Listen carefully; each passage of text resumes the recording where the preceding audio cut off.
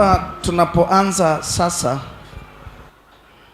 kitabu cha Waefeso sura ya 3 mstari wa 17, alafu taruka tasoma mstari wa 19. Na kama naandika andika kwa herufi kubwa upendo. Waefeso sura ya 3 mstari wa 17, alafu taruka mstari wa 19. Biblia inaandika nasema, Kristo akaye mioyoni mwenu kwa imani, mkiwa na shina na msingi katika upendo. Mstari ule wa 19 Biblia inasema hivi, na kujua upendo wake Kristo upitao ufahamu, kwa jinsi ulivyo mwingi, mpate kutimilika kwa utimilifu wote wa Mungu. Mpate kutimilika kwa utimilifu wote wa Mungu. Tunapoanza somo letu na ujumbe wetu, nataka tujifunze kwa ufupi juu ya upendo. Upendo ndio msingi wa Mungu kutembea na mwanadamu, kumjilia mwanadamu. Anamfuata mwanadamu kwa sababu ndani yake huyo mwanadamu ana upendo. Na upendo asili yake unatoka kwa nani? Kwa Mungu. Maana Biblia imeeleza hapa hivi, ule mstari wa 17, Kristo akaye mioyoni mwenu kwa imani. Na sisi tumekuwa wa Kristo kwa sababu tuliamini. Si ni sawa? Akaye mioyoni mwenu kwa nini? Kwa imani. Lakini angalia kitu kinachothibitishwa, mkiwa na shina na msingi katika nini? Upendo. Shina sio tawi, shina na msingi. Foundation ya jengo lolote linalokwenda juu inategemea msingi. Si ni sawa? Huwezi kupeleka ghorofa 1 2 wakati msingi wake umeujenga kama banda la kuwekea wanyama. Hautafika. Ni sawa si sawa? Biblia inafafanua na sema hivi, imani haina shida. Wote tumekuja kwa sababu tunamwamini Mungu. Tunampenda nani? Mungu. Tunamwishia Mungu. Watu wengi tunampenda Mungu, tunamwishia Mungu kabisa, tuna hofu ya Mungu. Lakini wengi wetu hakuna msingi wa upendo. Na msingi wa upendo umeainishwa kwenye Biblia na Mungu mwenyewe. Mungu anapokuja kutafuta kujibu haja ya mtu, shida ya mtu, tatizo la mtu, kutatua shida fulani, Mungu haji tu kwa kufosi kama Mungu. Hapana.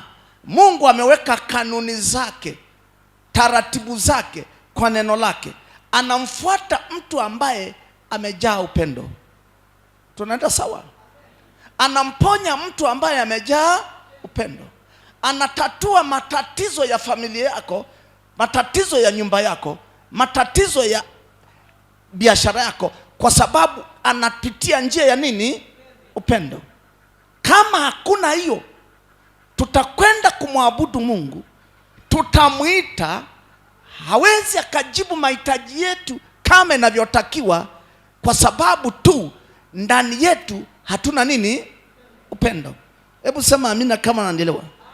Kwa hiyo watu wengi wanampenda Mungu, lakini wana mapito, wana mateso mengi katika maisha yao. Ni sawa si sawa? Si watu wanampenda Mungu, lakini angalia changamoto walizonazo. Watu hawampendi shetani na wanajua kabisa hawamtaki shetani mioyoni mwao, lakini kwa nini hawajibiwi mambo yao? Kwa nini Mungu hatatui matatizo yao? Na wao ni mali ya Mungu. Na sisi wote tunajua tuliumbwa na Mungu, tena kwa sura na kwa mfano wake. Kwa nini matatizo yetu hayatatuliwi na Mungu, na hali tunamwamini Mungu? Sababu yake, watu hawana utimilifu na ukamilifu ndani yao wa upendo. Shetani alishatumia mbinu zake kuvuruga kitu kinachoitwa nini? Upendo.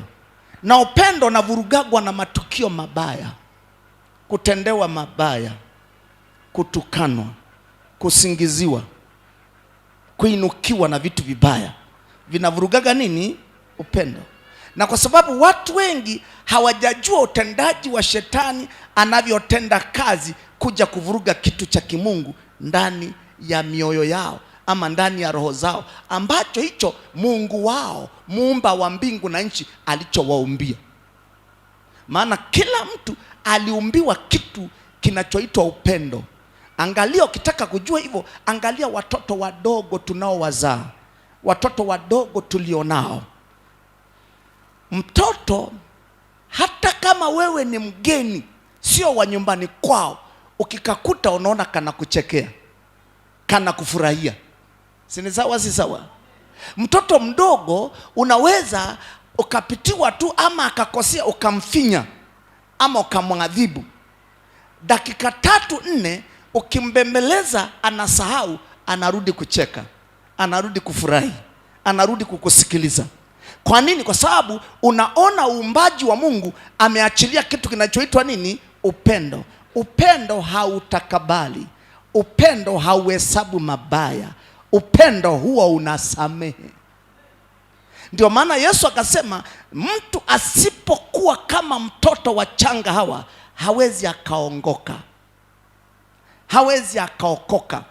Maana yake haongelei kuzaliwa mara ya pili, anaongelea juu ya kutatuliwa matatizo yake. Unanielewa? Na shina la msingi wa Mungu ni nini jamani? Upendo. Hata ukienda kwenye tunda la Mungu, tabia ya Mungu, kwenye Wagalatia 5 mstari wa 22 na kuendelea mpaka 23, mmoja hapo asema upendo. Tunda la Roho ni, anaanza na nini? Upendo. Ukienda kwa Wakorinto wa kwanza sura ya 13 mstari wa kwanza na kuendelea mpaka mstari wa 13, anaanza kwa kusema nini? Upendo. Nijapojua siri zote za Mungu, kama sina upendo si kitu mimi. Kwa hiyo wewe kama si kitu, kwa sababu umepoteza upendo, Mungu akitaka kukusaidia anashindwa, kwa sababu umekuwa si kitu wewe. Nani anakufanya si kitu wewe? Tusome Wakorinto wa kwanza ili ujue ninachosema hapo. Sema amina kama tuko pamoja. Kama umekuja kwa Bwana sema amina. Maana dakika tulizo nazo ni kwa ajili ya Mungu kuzungumza na wewe. Kwa hiyo nisikilize kwa makini, ibada yako itakuwa na maana mahali popote ulikotoka. Anasema hivi, nijaposema kwa lugha za wanadamu. Wakorinto wa kwanza sura ya 13 mstari wa kwanza. Nitasoma baadhi ya tu mistari, sawa? Nitasoma mstari wa kwanza mpaka wa pili, alafu nitasoma wa 4 mpaka wa 5. Anasema hivi, nijaposema kwa lugha za wanadamu na za malaika, kama sina upendo, imekuwa shaba iliayo na upatu uvumayo. Tena nijapokuwa na unabii na kujua siri zote na maarifa yote, nijapokuwa na imani timilifu kiasi cha kuweza kuhamisha milima, kama sina upendo si kitu mimi. Sasa kama si kitu wewe, Mungu anaweza akashuka. Hata kama una magonjwa hawezi kukuponya, hata kama una matatizo hawezi kukutatulia, hata kama una mapigano hawezi kukupigania. Kwa nini? Umekuwa si kitu mbele yake, kwa sababu hauna nini? Upendo. Kwa sababu gani? Ukiwa na upendo utasamehe. Ukiwa na upendo hutakuwa na kiburi. Ukiwa na upendo utaachilia makosa ya watu wengine. Ukiwa na upendo hautahesabu mabaya. Maana mabaya huwa yanaachiliwagwa kwenye ulimwengu wa roho na ulimwengu wa damu na nyama. Sema mabaya. Si unajua mabaya? Haujui mabaya? Mabaya yanakujaga wanadamu, lakini yanashindwa na nini? Mabaya yanashindwa na upendo wa Mungu ndani ya mtu. Unanielewa kitu nasema? Nisikilize. Ule mstari tumesoma mpaka wangapi? Si kitu mimi, si ndiye? Turuke tukusome mstari wangapi? Mstari wa 4 na wa 5. Sawa watu wa Mungu? Mstari wa 4 na wa 5 nasema upendo huvumilia, hufadhili, upendo hauhusudu, upendo hautakabari, haujivuni. Mstari wa 5, haukosi kuwa na adabu, hautafuti mambo yake, hauoni uchungu. Watu wangapi wamejaa uchungu waliotendewa mabaya? Si wako wengi? Lakini ukiwa na upendo hauoni nini? Uchungu. Hauhesabu mabaya. Watu wangapi leo wanahesabu mabaya? Ukiwa sasa, nisikilize taratibu, sijaja kukuhukumu. Adui anatumiaga njia za kibibilia, na Mungu naye anatumia njia za kibibilia kutembea na wewe. Adui naye anatumia njia za kibibilia kukukamata wewe. Kinachokamatwa nini? Ni moyo wako, roho yako. Ukikamatwa moyo wako au roho yako, maisha yako yamekamatwa. Hata kama una maono makubwa, ukishakamatwa moyo wako, roho yako, kwenye ulimwengu wa roho, maono yako yamekamatwa. Anasema hivi, upendo ukiwa nao hauhusudu, hauhesabu mabaya. Si unajua mabaya?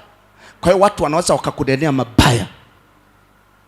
Target ya adui anataka yashike mabaya kwenye moyo, kwa sababu umetendewa nini? Mabaya, sio mema.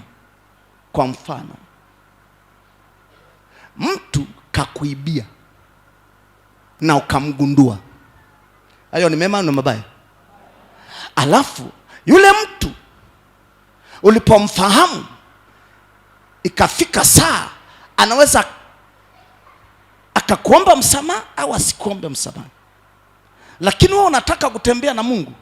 Unachopaswa kufanyaje? Kumsamehe. Kumsamehe haimaanishi usichukue taratibu za kisheria zilizoko kwa ajili ya mali yako iliyoibiwa. Sio kama umeelewa kitu tunasema. Maana unaweza kufundishwa wrong. Mtu akiiba, Biblia inasema watu hawamdharau mwivi ikiwa ameiba. Akipatikana atalipa mara 7. Si sawa? Ninamaanisha hivi kiroho. Kimwili akikuibia vitu vyako, si utafuata taratibu kwa sababu umeibiwa? Utamshika, atawekwa ndani. Alafu ataojua kwa nini aliiba. Kama sheria itaona ana kesi ya kujibu, ataenda kujibu. Si sawa? Lakini wewe kama umepata mali zako ama hujazipata, maana umemjua mwizi, na tokeo yake unachotakiwa kufanya ni nini? Unamsamehe. Maana yake usimweke moyoni mwako. Hata kama unashughulika naye, ujue unashughulika na ile spirit iliyo ndani yake iliyosababisha kukuibia. Lakini wewe kama mwanadamu unamwangalia, huna neno naye, huna shida naye, huna uchungu naye. Nashughulika kwa sababu yeye amefanya sababu mimi nishughulike. Mtu akikuchukua hatua moja, nenda nazo 2. Ni sawa si sawa? Hauende nazo 2 kwa sababu wewe ulitaka, lakini yeye amekulazimisha. Unakwenda, Mungu atakutetea, lakini ndani yako unashughulika na ile roho ambayo inataka kukuharibu moyo. Mali yangu naweza nikaikamata na sheria ikanisaidia, watu wanaohusika wakanisaidia, ama nikarudishiwa ama nikashinda. Ninaposhinda mimi, lengo langu nisingeshindana na wewe kama wewe usingeanza uovu ndani yangu. Wewe sasa narudisha vitu vyangu kwa utaratibu uliopo, lakini kwa kweli wewe siwezi nikukuweka moyoni. Wewe siwezi nikaleta uchungu ndani yangu. Ninakuacha, ninakuangalia hivi kama mwanadamu, lakini nikipambana na ile roho ndani yako. Sema amina kama unanielewa.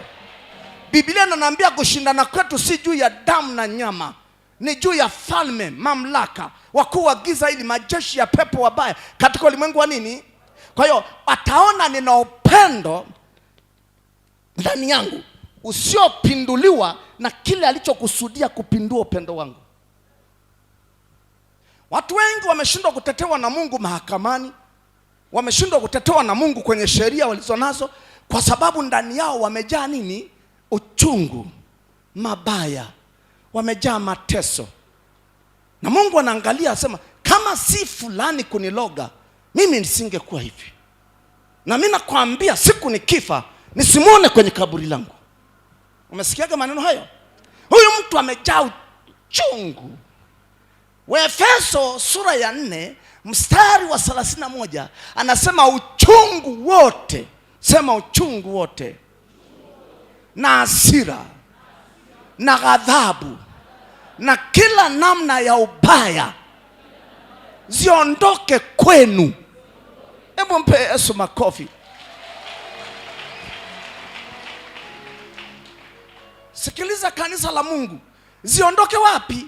Kweli. Zinaondokaje kwako? Ziondoke moyoni mwako. Maana zisipoondoka, chuki itaingia, uchungu utaingia, utakaa, sababu zitakuwepo. Kama si fulani bwana, kama si fulani.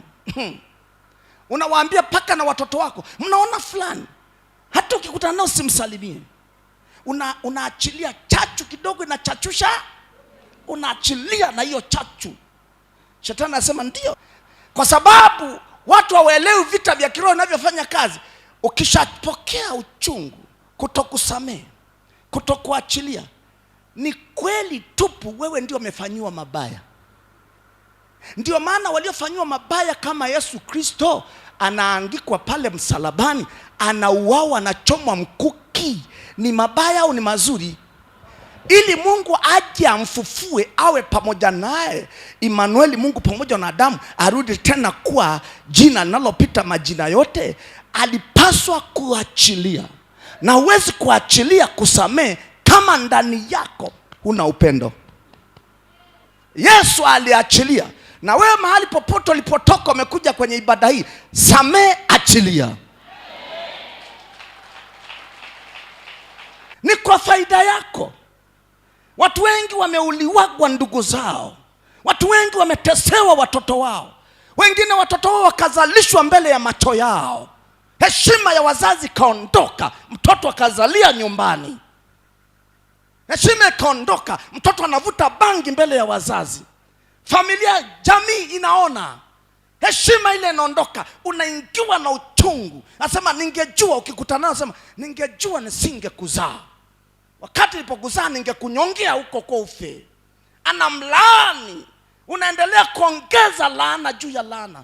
Alafu unakwenda kanisani na sadaka, unasema Mungu, naomba mpigania mtoto wangu. Mungu anaambia wewe mwenyewe umejaa uchungu, unamsaidia shetani kumlaani mtoto. Sitaweza kupita maana mlango wangu haupo hapo. Ili utokezee, labda Mungu atainua mtumishi wake asema tubuni maana mmefanya makosa. Unaanza sema nimefanya nini? Yeye mwenyewe ameniibia. Wao wenyewe wamenikalia kikao. Wao wenyewe wamenipeleka magerezani. Wao wenyewe wamenipeleka mahakamani. Wao wenyewe wamenihukumu kinyume. Mungu si anajua? Mungu anajua. Mungu anasema na mimi najua. Mtu akiwa na sababu na mtu mwingine, kama Kristo alivyokusamehe, na ninyi vivyo hivyo wasameheni watu. Lakini wewe hutaki kusamehe. Lakini kila siku naenda kwa watumishi wa Mungu, kila siku naenda kanisani, nasema baba, naomba niombe. Unaombe, unalia, niombe. Kumbe uchungu nakaa. Na Mungu anasemaje? Uchungu wote na ghadhabu na hasira na matukano yaondoke kwenu. Yakiondoka kwenu, mimi Mungu nakujaga na upendo. Na Mungu anapokuja kukuponya, sema amina kama unanielewa. Mungu hajaji kwa sababu umeumizwa sana. Mungu anakuja kwa sababu pamoja na kuumizwa anaona upendo wa kumtaka yeye. Wajonaga kuna watu wana vipawa vya unabii, vya ufahamu wa rohoni, maarifa, karama na vipawa, lakini wao waangalia maisha yao, hawasogei. Wanatumiwa na Mungu kama yule mtu aliyotumiwa na Mungu mpaka akafa, akamwachia mke wake madeni na watu wanakuja kuuza watoto wao. Yeye alikuwa amemtumikia Mungu mpaka akafa. Alikuwa na vipawa na huduma mpaka akafa. Mke wake akainuka akaenda kwa nabii Elisha. Ndipo nabii akamwambia ulikuwa unasemaje? Asema mimi watoto wangu wanaenda kuuzwa na wale wanaonidai. Elisha hajasema tutaomba, tutawasambaratisha, tutawapiga upofu hawatakufuata. Hayo ni maombi feki. Kama unadaiwa, lipa deni za watu. Watu wamefundishwa mafundisho ya kuzimu na sio ya Biblia. Neno la Mungu ni hai, lina uzima. Kama unadaiwa, afadhali ukawe kama yule mtu ambaye alikuwa na wiwa talanta ngapi? 50. Alafu bwana wake anataka kumpeleka kwa watesaji. Alafu akapiga magoti anambia baba, sio kwamba unifutie deni, lakini nipe muda. Nisamehe tu, nipe muda. Mungu anaweza kunifungulia mlango hapa, nisaidie. Mtu anayedaiwa kama amefika hapa, Mungu saa nyingine anasema Mungu yuko wapi? Sikiliza, Mungu yuko kwenye neno lake. Mungu yuko kwenye taratibu zake. Hata kama umedaiwa, Mungu anasema mimi nataka nione mpaka shingo yako inataka kuangamia. Wewe unafanya nini? Alafu Mungu anaona mtu ambaye wa namna hii anajitosa, Anasema potelea mbali, litakalokuwa na liwe. Nilizaliwa siku moja, aibu tanipata. Maadamu Mungu yupo, basi atanitetea. Anaondoka mwanaume au mwanamke. Kama ni mwanamke amejifunga kanga asubuhi, anaenda kwa mdai wake ambaye anamtishia kumpeleka mahakamani, ama amempeleka mahakamani. Anampeleka, anakwenda nyumbani kwake. Akimwona anagonga mlango, anasema wewe unatafuta nani? Hiyo fulani. Anasema mwambie aondoke, simtaki. Lakini bado ataendelea kugonga mlango. Unakumbuka mfano wa Yesu Kristo kwenye Mathayo? Yule mama ambaye alikuwa anamwendea kadhi. Yule kadhi alikuwa dhalimu. Maana yake anawatendea watu mabaya. Ana kazi yake kudhalilisha watu. Anaumiza watu. Unaweza kuwa unaumizwa kazini. Unaweza kuumizwa kwenye huduma yako. Unaweza kuumizwa mahali popote. Sikiliza, yule mama alifanyaje? Yule mama hakuwa na uchungu. Otherwise asingekwenda kwa dhalimu, kwa yule kadhi dhalimu. Yule mama alikuwa amejaa upendo. Upendo hauhesabu mabaya. Upendo hauhesabu mabaya, wana wa Mungu. Watu wanaoongeleaga upendo lakini hawana upendo ndani yao. Wana visasi. Wana visasi. Wanaenda makanisani na wanaweza wakaimba, wanaweza wakatoa sadaka, wanaweza wakawa ni watu wazuri na hekima zao, lakini wana visasi, hawana upendo. Wana masengenyo, ndio walioachiwa na adui. Yule mwanamke hakuogopa. Hata kama unadaiwa na watu wanakutishia, nani huyo kwenye geti yangu asubuhi? Fulani, mama fulani. Mwambie aondoke. Anafanya nini? Anaondoka. Jioni huyu hapa. Nani huyo? Yule mwanamke. Anataka nini? Wewe kadhi ndio nina shida. Wewe ndio unaweza kuniamulia. Nina deni kwako. Na ni kweli na deni, nitafungwa. Sasa unafanyaje? Wengine wanasema wacha nifungwe tu kuliko kwenda kumpigia mtu magoti. Yeye sio Mungu. Kwani yeye ni Mungu? Yeye si Mungu. Mungu anasema wewe mwenyewe umejaa jaziba. Utaki kunyenyekea. Biblia inasema nyenyekeeni chini ya mkono wa Mungu ulio hodari, ili aweze kuwakweza kwa wakati wake. Unaweza kunyenyekea watu wakafikiri wewe ni mjinga. Sio mjinga. Jambo la kwanza, unanyenyekea kwa Mungu wako kwa maombi ya sirini.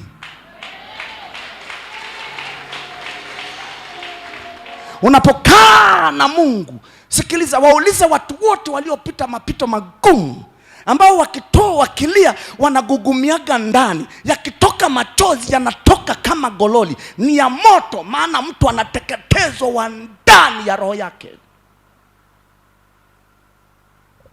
Unaanza na mtu wa ndani na Mungu usiku kucha. Watu wamelala wengine na mablanketi zao. Wewe huwezi kulala ukiwa na shida. Wewe huwezi kulala kama mambo yamefika hapa. Wewe huwezi kulala kama mwili wako unashambuliwa na mauti. Huwezi kulala. Utakesha usiku kucha, utaomba maombi yote yanaisha, bado unaona usiku wa kukuchi. Wenzako ambao hawana shida wanalala kitu kidogo, wanageuka sema mama fulani, baba fulani, bwana mdogo, kumekucha mara hii. Maana wana amani, mabaya hawana. Lakini mwenzangu na weye, paka jogwaje sema go go go go go. Kwa hiyo nakaa mbele za Mungu, kwa Mungu ambaye amekuumba, Mungu wa Bwana wetu Yesu Kristo. Kwa nini Mungu wa Bwana wetu Yesu Kristo? Ngoja niwaambie wanadamu, kwa sababu ndilo jina lilopewa wanadamu kuokolewa nalo, sio jina lingine. Mtu asikudanganye, ndilo jina pekee walilopewa wanadamu kuokolewa nalo. Na hilo jina limepasishwa kwenye ulimwengu wa Mungu mbinguni na duniani, na vitu vyote vitapiga magoti mbele yake. Hata kama ulipendi, hata kama ulitaki, ndivyo ilivyo. Wewe ukienda kwa hakimu ama jaji, akikuhukumu nendo maisha, hata kama utaki, utakwenda kifungo cha maisha. Huwezi kusema badilisha huyo jaji. Umehukumiwa na jaji. Hata kama hawamtaki Yesu, watu ndio msaada wao, ndio atakayewa hukumu. Haleluya. Kwa hiyo wewe kaa na yeye usiku kucha. Wacha kukaa na wambea, wacha kukaa na watu ambao wanakupeleka kwenye ushirikina. Kaa na Mungu siku kucha. Unaweza kusema Sumbe, mimi sijui kuomba. Wewe omba lugha yako, mwite Mungu wa Bwana wetu Yesu Kristo aliye hai. Unapofanya hivyo asubuhi na mapema, ondoka. Kabla haijaja heshima kuna kudhalilishwa. Wewe unayependaga heshima, kabla haijaja heshima inakujaga kudhalilishwa. Na Mungu anakaga kama hayupo, lakini anakuangalia. Kwa hiyo nenda kwa yule kadhi, nenda kwa yule mtu anayekudai. Wacha kuomba maombi ya kumfunga, hutaweza. Mungu ni mwenye haki. Wacha kumwombea mauti. Mungu ni mwenye haki, hafi.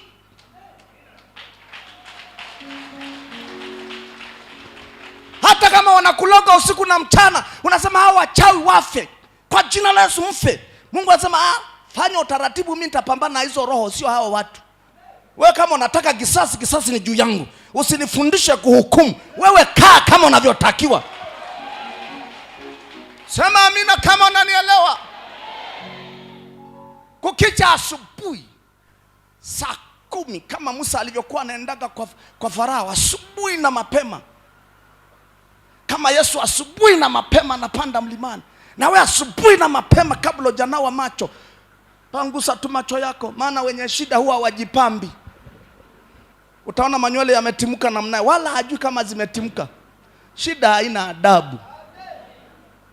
Ukishakaa mambo yamekaa sawa sawa, unaona unakuwa softy, unatafuta na nguo ya kuvaa. Ukiwa na shida hutajua hata nguo umevaa ipi. Kumbe umevaa ndani ndio imekuwa nje, nje imekuwa ndani. Una shida. Mwenye shida hachaguagi hata maneno mazuri ya kuongea, maana ana shida. Kwa hiyo wewe nenda asubuhi kwa yule kadhi, yule mdhalilishaji wako, yule ambaye anadai. Unakwenda. Atakufukuza siku ya kwanza, atakufukuza siku ya pili, siku ya tatu asema kama yule aliyosema yule dhalimu, kadhi dhalimu. Asema hata kama mimi ni dhalimu na ninaonea watu, lakini kwa ajili ya mwanamke huyu anayenifuata asiacha, nitampa haki yake kisha asinifuate tena. Maanake na wewe nataka nikuambie, jinyenyekeshe, wafuate wanaokudai, na kuambia watakusema mtaa mpaka 5, lakini usiache. Na ukienda usiwe na maneno mengi, waambie naomba nisamehe, nipe muda tu, yamkini Mungu anaweza akanibariki. Utabarikiwa wapi bwana? Nimekudai muda mrefu, tafadhali nenda gerezani. Baba mimi sikatai, lakini nitaenda tu, lakini uelewe moyo wangu. Baba nisamehe, nipe muda. Mwisho wa siku atakuja kusema, Mungu wako ndio ataenda kumgusa. Atasema mwanangu, mimi nilikuwa siangalii yule kadhi dhalimu, mimi naangalia kama moyo kako. Moyo wako hauna hila, moyo wako hauna hasira, moyo wako najua umekosea, moyo wako najua una madeni, moyo wako najua umepigwa, lakini kwa sababu umesamehe na unajitisha chini ya maadui zako, Mungu anambia sasa leo mimi nitakutangulia. Unaona asubuhi Mungu amekutangulia. Ukikutana yule mtu akamwambia bwana sikiliza, mimi naomba bwana haya mambo yaishe, mimi nimekusamehe kabisa, endelea na shughuli zako. Nimekusamehe, nenda. Wewe nenda tu. Baba asante. Asante, nenda. Asante. Unarudi nasema Yesu kaa mbinguni, usije duniani watakuletea umbea. Sema amina. Ukipoteza upendo utaomba maombi ya kisasi. Ukipoteza upendo utaomba maombi ya malipizi. Maana upendo wa Mungu unakutanishwa na maadui. Ili Mungu atembee na wewe, atakukutanisha na maadui ambao wataleta uchungu. Mungu asema uchungu wote na ghadhabu na hasira na matukano na mabaya yaondoke ndani yenu. Kwa ina maana yanatafuta nafasi. Lakini atapokuja anambia unaleta uchungu, mimi sio wa aina hiyo.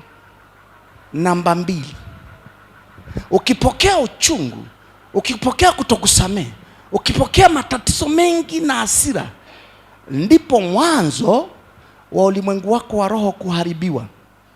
Na ulimwengu wako wa roho kishaharibiwa, kifuatacho ndicho kitakuja kwako. Moja, mikosi, faraka, magonjwa. Kuzimu inaanza kukimbizana na wewe kwenye ulimwengu wa roho, kuleta hayo magonjwa, kuleta faraka. Ukitaka kujigusa, anambia hata Mungu anajua alivyonionea. Hata Mungu anajua siwezi kuwasamehe. Hata Mungu anajua si walinifanyia hivi fulani. Jamani, si mlikuwepo? Na sisi tuna tawasameheje? Wangekuja kuomba wao msamaha. Mungu anasema mimi siendagi hivyo.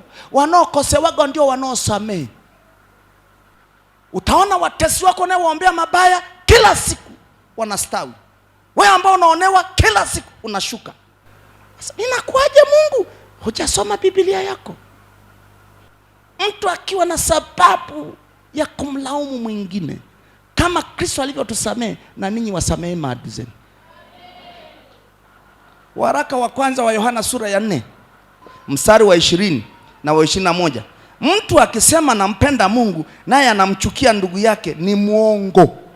Ni nani?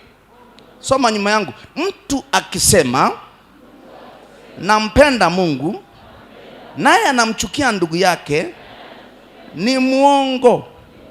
Kwa maana asiyempenda ndugu yake ambaye anamuona hawezi kumpenda Mungu ambaye hakumuona. Na amri hii tuliopewa na yeye, ya kwamba yeye ampendaye Mungu ampende na ndugu yake. Sasa nimekuambia, anaweza akawa na spirit la kuua ndani. Wewe pambana na ile roho ndani yake, usipambane na yeye mwanadamu.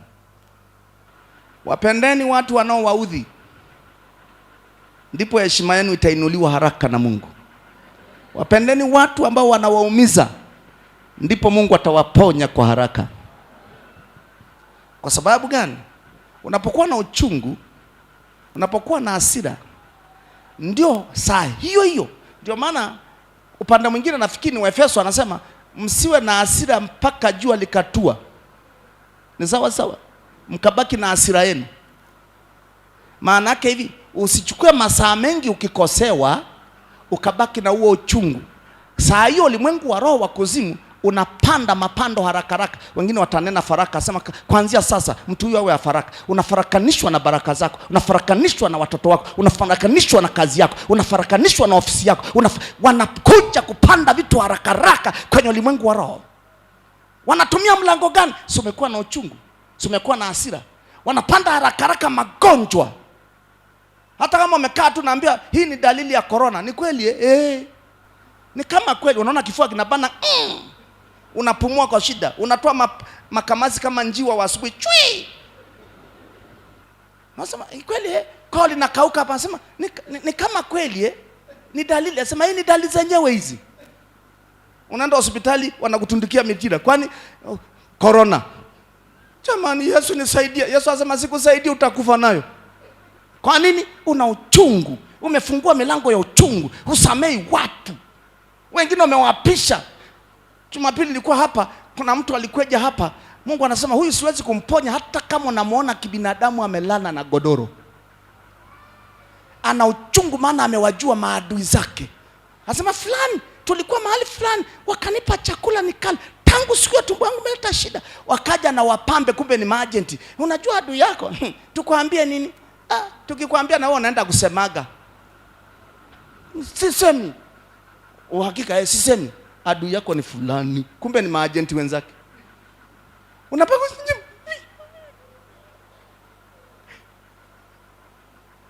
na waambie hivi, sababu naendelea kuumwa, naamini Mungu ataniponya. Na hata asiponiponya, fulani nisimuone kwenye kaburi langu. Tanikifa. Akajiapisha. Wakati naomba hapa, Mungu ananiambia hata kama unamuona kibinadamu, bana namuonea huruma, alikuwa namuonea huruma, namwambia Mungu utamponya kwa njia gani? Unataka useme nini juu yake? Anambia hata kama unamuonea huruma, sitamponya.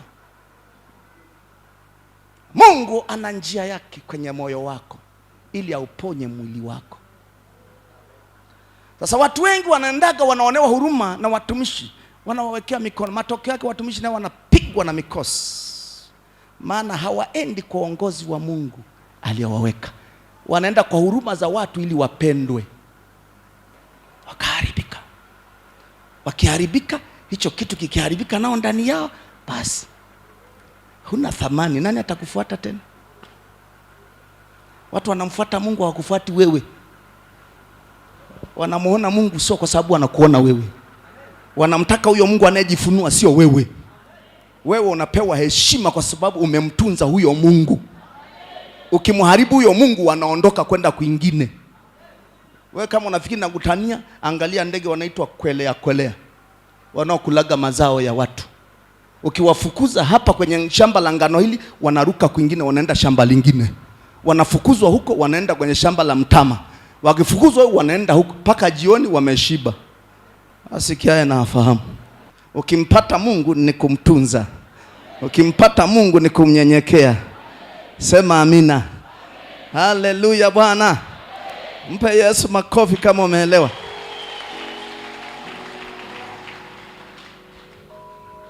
Kwa hiyo maadui akipata nafasi, kuzimu sawasawa na kitabu cha Ufunuo wa Yohana sura ya 6 mstari wa 8.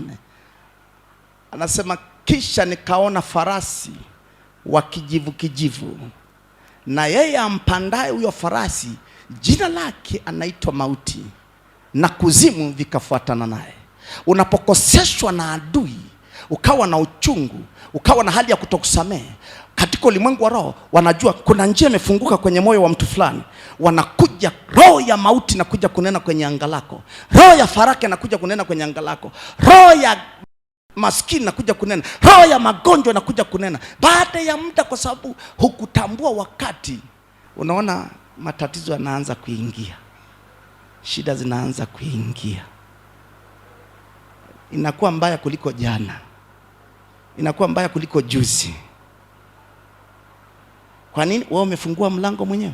Au unasema Mungu siku hizi haponyi nini? Kumbe wewe umefunga mlango mwenyewe. Umefungua mlango mwenyewe. Kuna mtu mmoja yuko hapa, siwezi kumtaja jina lake, alipata mashambulizi. Maadui alikusudia kumwangamiza. Sasa akashambuliwa. Wakati naomba kanishirikisha, nikaomba nikabweleza. Nikamwambia kataa roho ya magonjwa, maana naona kwenye ulimwengu wa roho wanakutupia roho ya magonjwa. Tukakataa pamoja na mimi, nikamwombea kwa simu. Baada ya muda, shetani akajitutumua, sijui akaleta nini, akapelekwa hospitali. Wakasema na matatizo fulani. Sijakaa sawa, wanamweka ICU. Nikamwambia wewe, hata ukiwekwa ICU haijali ni ICU, ni wewe nisikilize, kataa kitu fulani. Akakataa. Baba, ningetamani uje unione, lakini kwa ICU nazuiwa. Nikaambia huko Mungu yupo.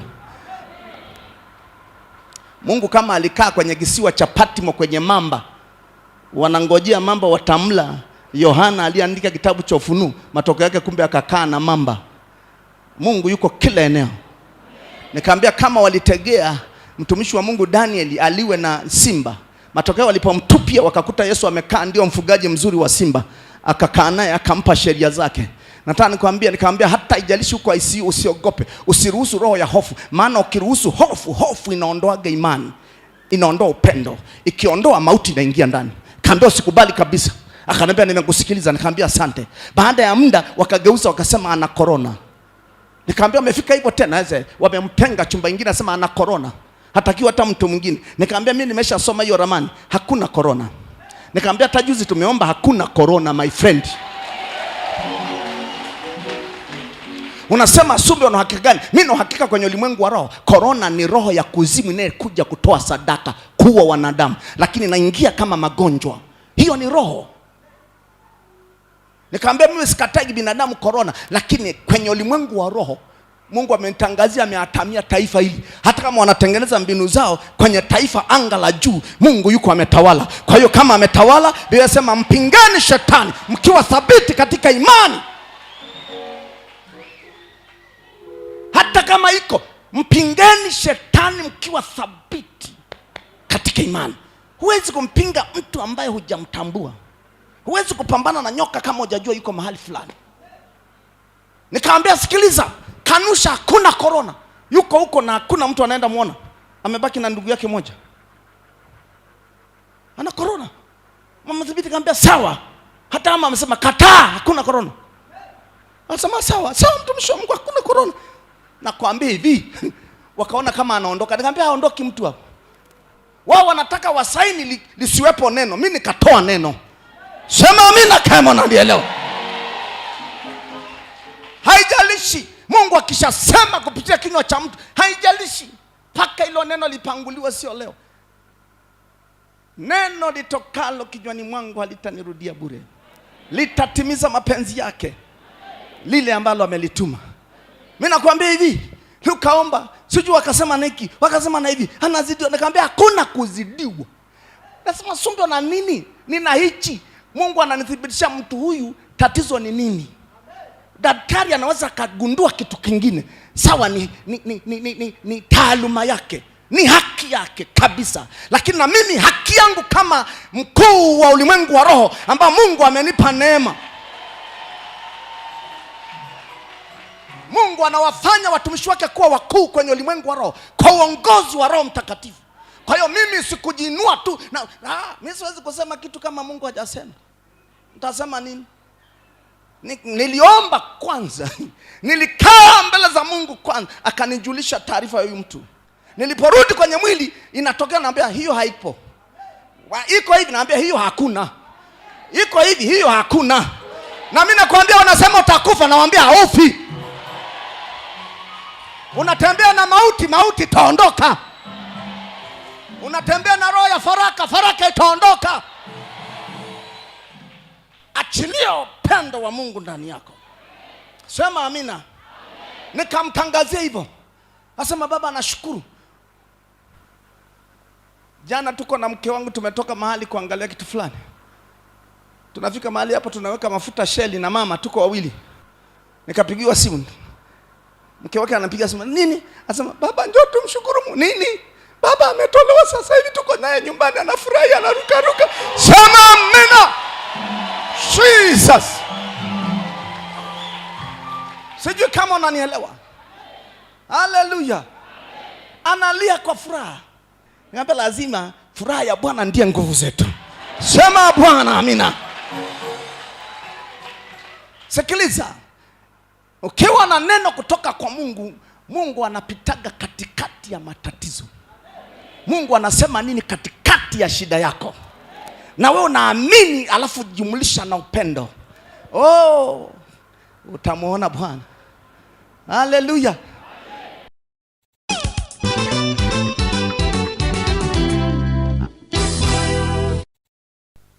Namba 1. Naomba kasamee kila mtu aliyewahi kukuumiza. Kila mtu aliyewahi kukuumiza kwa namna moja au nyingine, ukasamee. Namba 2. Baada ya kusamee, mwambie Mungu naomba upendo wako uje ndani yangu. Maana upendo ukija, Mungu ataanza kukuponya sasa hivi. Anza kusamee. Dunia hii ina vitu vingi. Anza kusamee. Na wengine wameumizwa na watu wa karibu na ndugu wa karibu. Mtaje, mwambie ndugu yangu fulani na kusamee.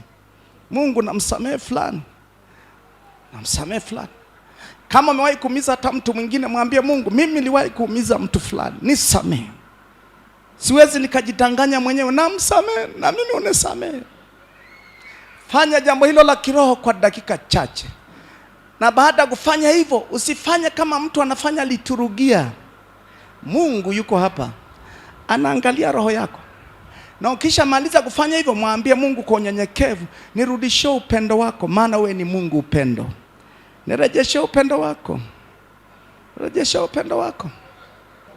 Watu wengine waliumizwa, biashara zao zikaharibika, na hajui amekosea wapi. Kumbe uliumizwa na watu wengine na wao kaumia, biashara yako ikaharibika. Kama ni mlango, samehe. Samehe kama uliumiza watu. Samehe kama uliotamkia watu maneno magumu bila kujijua. Samehe. Waachilie moyoni mwako waliokuumiza. Waachilie ili Mungu yeye asimame upande wako. Hata ukiona Mungu anaanza kuwashughulikia, wewe useme ndio, waacha watakoma. Wewe waambie Mungu, wewe Baba, wewe unajua mioyo ya watu. Wewe wasaidie. Wasaidie warudi kwenye njia yako. Baba, ibada hii ni ya kwako. Mtazame kila mmoja wapo. Tazame kila anayeungama mbele zako. Na waombea rehema wale wote waliokosea Bwana. Na waombea rehema kanisa lako, wa kike na wa kiume, wadogo kwa wakubwa. Naomba rehema Mungu, na watamkia mema, na watamkia amani, wawe salama Bwana. Wasamehe kila wakati Bwana ambao hawakujijua kwamba wamefanya makosa. Wasamehe Bwana, rudisha upendo wako ndani yao. Wewe ni Mungu upendo, warudisha ndani yao, ili unapowaponya, unapowafungulia njia na kuwatatulia matatizo yao, wakutukuze wewe kwa upendo ulio ndani yao. Na wengine wana uchungu kwa ajili ya maisha Bwana, warehemu Mungu wa Ibrahimu. Wasamehe Bwana. Wengine wamesalitiwa na wale waliowategemea, wakawanena pia vibaya. Wasamehe Bwana, katika jina la Yesu Kristo. Noa mikono yako, sema Bwana Yesu, nimeachilia moyoni mwangu maadui zangu wote, na wasamehe ninaowajua na nisiowajua, na wale ambao mimi niliwaumiza kwa kujua au kutokujua. Ninawasamehe Bwana, na mimi unisamehe Bwana. Naziungama dhambi zangu mbele za uso wako Mungu. Naomba unisamehe na ulifute jina langu lililokamatiwa na maadui wa msalaba. Wakashika jina langu, wakalipeleka makaburini, wakalipeleka kuzimu, wakanilenea mikosi, wakanilenea mauti. Baba, natubu kwako, naomba unisamehe na uliandike jina langu kitabu cha uzima, na Bwana unimiliki wewe. Kutoka sasa nisimilikiwe na maadui, na kutoka leo na kupokea Yesu Kristo uwe Bwana na Mwokozi wangu. Asante kwa kunisamehe dhambi zangu, asante kwa kuniokoa, katika jina la Yesu. Kuna watu ambao walishikwa majina yao na maadui baada ya kukoseshwa, kama nilivyosema. Maana walipokoseshwa, maadui walikuja haraka kwenye ulimwengu wa anga lako na kwenye moyo wako, wakanena kifo, wakanena faraka, wakanena mikosi, wakawashusha chini, ukawa chini ya maadui. Ndiyo, wakaachilia hofu kwenye moyo wako, ukawa mtu mgonjwa. Ukawa mtu mgonjwa, na magonjwa yakawa yanatamkwa kila wakati na zile roho zilizokaa kwenye anga lako. Ukawa mtu wa mabaya tu, mtu usiokubalika, mtu ambaye kila wakati unanenewa mabaya. Mlango ule ukapata nafasi, na sasa umeelewa. Mungu ananiambia anataka kuingilia kati katika jina la Yesu Kristo. Wewe ulionenewa kifo, roho ya kifo, roho ya mauti, nasema na roho ya mauti uliyechukua jina la huyo mtu ukalipeleka makaburini, ukasema mtu huyu hataishi. Natamka sasa, mtu huyu ataishi, mtu huyu hatakufa, mtu huyu atang'aa, mtu huyu hatauawa na maadui. Mitego ya maadui, mitego ya maadui iliyonasa nafsi yako, kwa jina la Yesu nakataa mauti, nakataa mauti iliyotamkwa kwako. Mauti za kichawi, mauti za kichawi, mauti za kichawi, shika huyo. Mauti za kafara, mauti za kafara.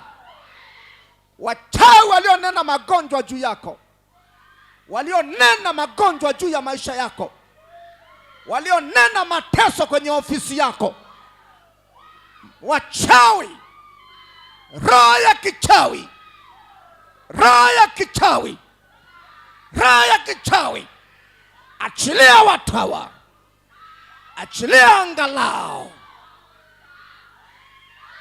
in the mighty name of Jesus.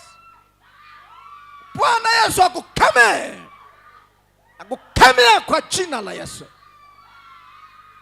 Faraka ondoka ndani ya watu hawa. Roho ya faraka, roho ya faraka, mikosi ya kila aina na ngoro ya mikosi. Kuna watu waliokushusha chini. Bwana ananiambia nikuite kama alivyoitwa Lazaro. Lazaro aliuawa. Leo watu wanauawa kiroho. Leo watu wanauawa huduma zao. Leo watu wanauawa miili yao. Leo watu wanauawa mimba zao.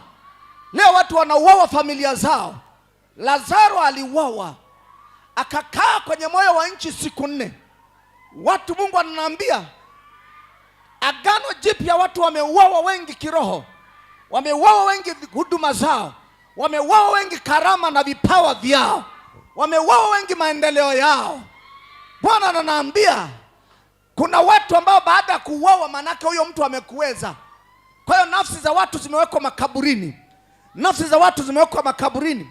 Naona na biashara za watu zilizonenewa zikategewa makaburini. Ninaona ndoa nyingi zimeshushwa chini kaburini, zikamilikiwa na majini. Bwana ananiambia waite watu hawa kama nilivyomuita Lazaro. Nilisema tu Lazaro toka nje. Wakati nakuambia toka nje, utasema jina lako. Jina lako. Nasema na jina lako. Jina lako. Mahali walikualifukia, walikokuwa, naita utoke nje. Utoke huko. Utolewe kwa jina la Yesu. Utolewe kwenye hiyo mizimu. Utolewe hiyo kafara. Utolewe kwenye huo uganga. Roho ya uganga. Roho ya uganga iliyoua biashara yako. Roho ya uganga inayoleta mikosi na kutoa huko kwa jina la Yesu. Na hayo majini 7, majini 7 yaliyoko raundi, yaliyokuzunguka, majini 7, majini 7 yanaonena kafara juu yako. Wao walionenewa mauti, wao walionenewa mauti, mauti ya magonjwa. Naona majini 7 ambayo amesema mzingireni asitoke. Nasema Bwana Yesu anakutoa. Bwana Yesu anakutoa. Yamekaa kwenye kiuno chako, huwezi kutembea. Yameshika na miguu yako. Bwana anaambia nikutoe. Unatolewa kwa jina la Yesu. Yesu Kristo, hilo tumbo linatakaswa. Huo utasa unaondoka. Roho ya utasa, roho ya utasa, roho ya utasa, roho ya utasa, roho ya utasa. Achilia hao watoto. Hao watoto achilia kwenye huo uzao. Achilia huo uzao. Achilia huo uzao. Achilia hizo mimba. Achilia hao watoto. Majini 7 yaliyokamata ufahamu wako. Majini 7 yaliyotoka kwa waganga yakawakilisha kuzimu. Wakasema huyu hatatoka na familia yake itaangamia. Na familia yao hawatakuwa kitu. Na wewe umebaki umesimamishwa kazi. Wewe waliosimamishwa kazi. Wewe uliosimamishwa kazi, nasema na wewe kwa jina la Yesu, hayo majini uliotegeshewa kwenye kazi yako, Mungu anapigana vita. Naona moto unashuka kwenye hiyo anga, kwenye hilo anga la kazi yako. Kwa jina la Yesu Kristo, vita vinapiganwa. Mimi ndiye Bwana nipiganayo upande wenu. Kwa jina la Yesu Kristo.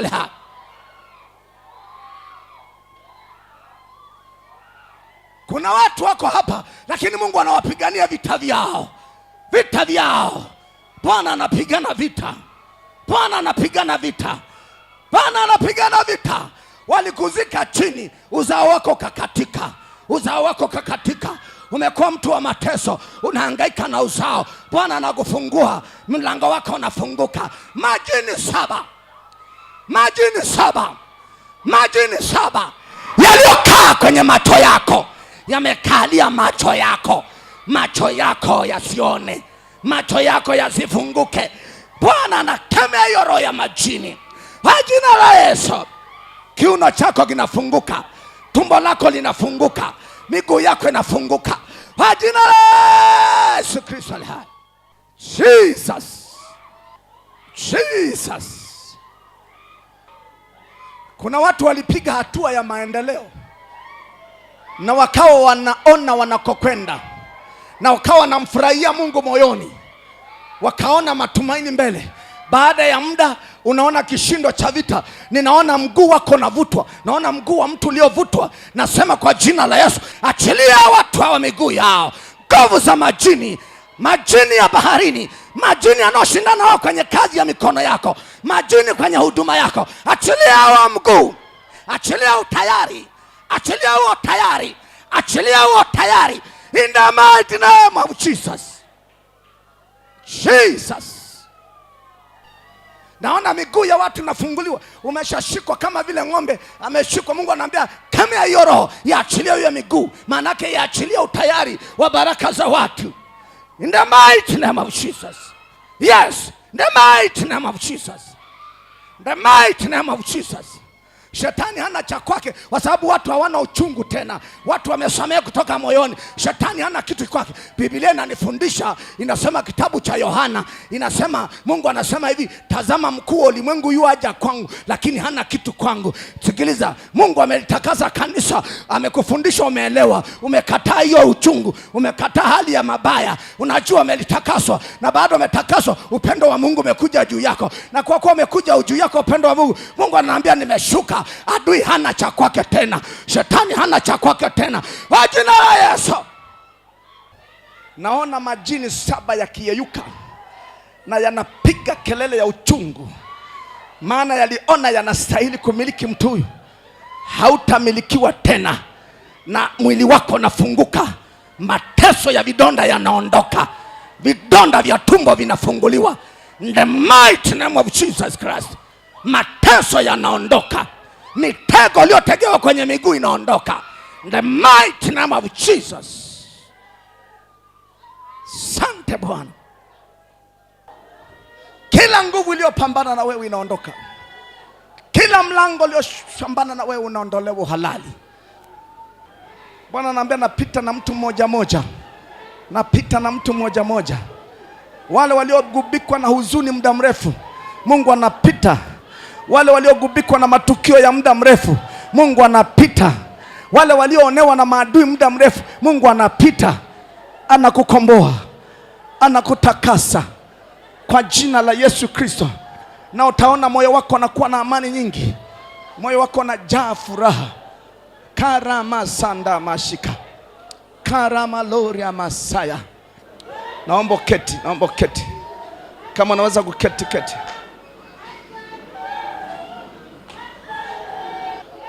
Kuna mtu anaponywa kiuno chake. Kuna mtu amekuwa na shida ya kiuno muda mrefu. Kuna mtu ukikaa hapo kwenye kiti, naona mtu anaponywa kiuno chako. Ninaona shida ya kiuno, naona ukapo ulipokaa kiuno chako kinaponywa. Naona nguvu ya Mungu inaponya kiuno chako. Jesus. Unakuwaga na kitu cha kizito kwenye kiuno chako, uzito. Naona Mungu anakuponya hapo ulipo. Jesus. Bwana asante kwa kuhudumia watu wako, na hao wote Bwana achilia nguvu yako juu yao na kutakasa na kukuweka huru katika jina la Yesu. Amen. Mpe Yesu makofi.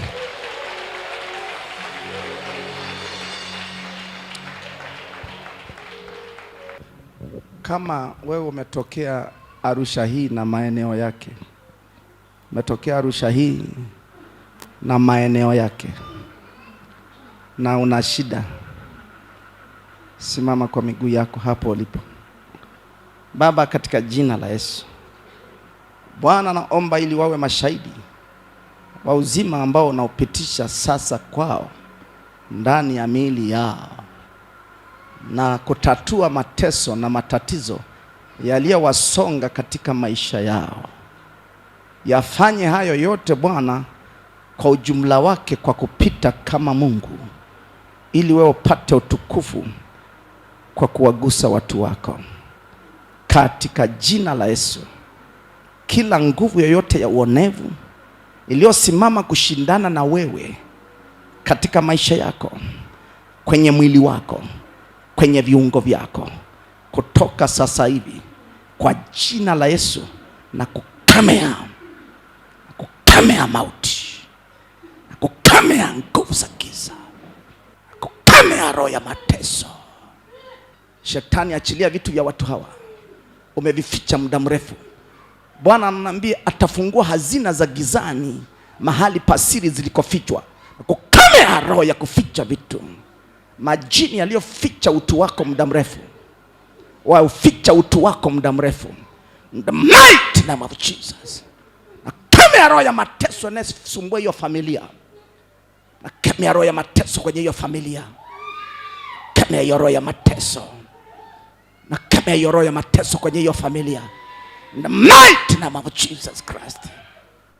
Na kemea roho ya mateso kwenye hiyo familia, in the mighty name of Jesus. Na kemea roho ya mauti kwenye hiyo familia. Bwana akukemea roho ya mauti kwenye hiyo familia.